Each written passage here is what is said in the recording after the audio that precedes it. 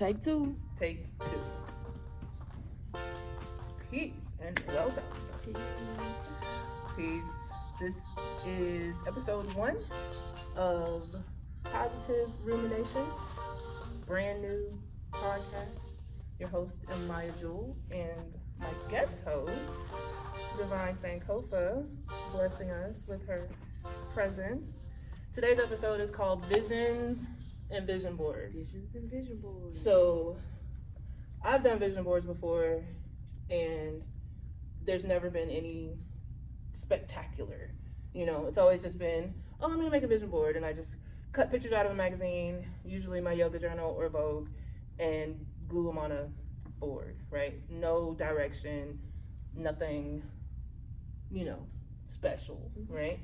In this era of my life, all about manifestations, and vision boards are at the top of the list, right? Why? Why is that? You're able to see it. You can. When you see it, you can achieve it. You can. If you can see it, you can be it, right? Yeah. Definitely. When's the last time you made a vision board?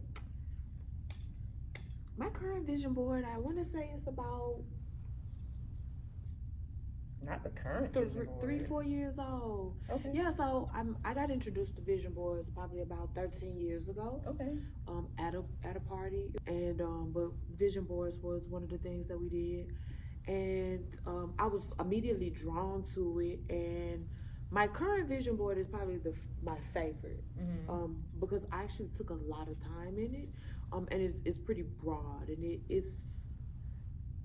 it was to cover time. It wasn't something to be immediate. It was the things that kind of like my long-term goals. Okay, like okay. maybe a 10-year thing that I was trying to accomplish in the next 10 years. Yeah.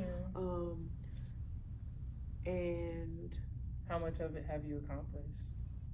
most of it, actually. Yeah? Most See? of it, other than like big purchases. Yeah. I'm kind of easing my way off that vision board. Yeah. Yeah.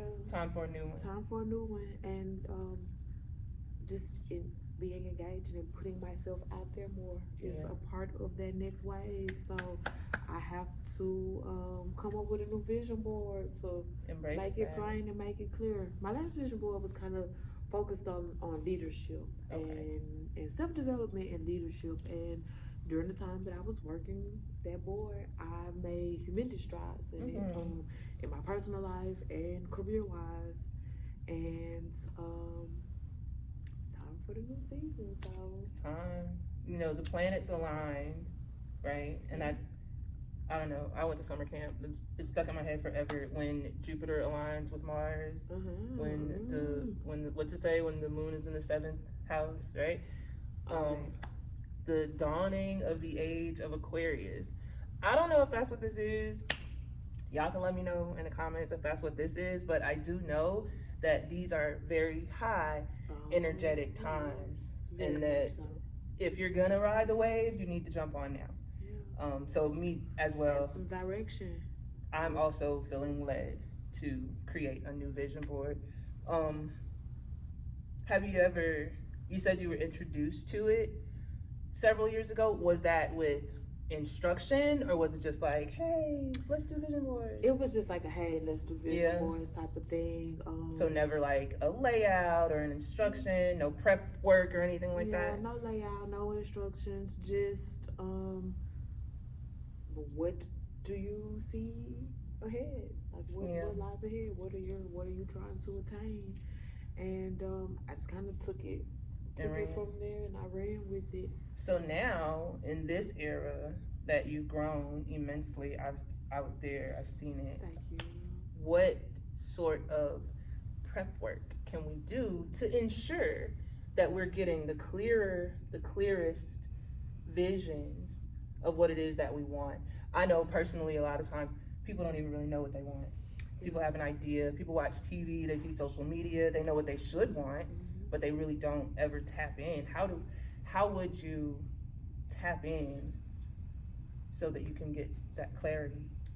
Meditation and guided meditation is wonderful to focus your energy and your thoughts. So some type of meditation, which is just in our spiritual life, meditation is probably one of the, if not the most important thing. Noted. We need time to quiet our mind. We need time to be able to look beyond the physical Veil. realm Yeah.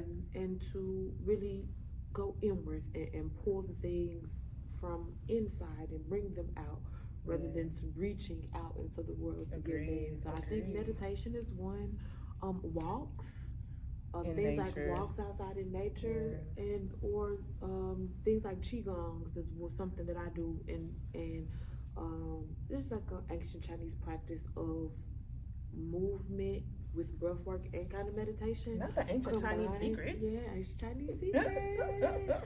And it helps my mental clarity. Yeah. It helps the energy flow through my body, removes like just energy stagnations. Little small things like that have an effect on our creative process, because you know, visualizing and making a vision board, it is a creative process. It's a creative process. And so, it's a form of self-expression. Yeah, for sure.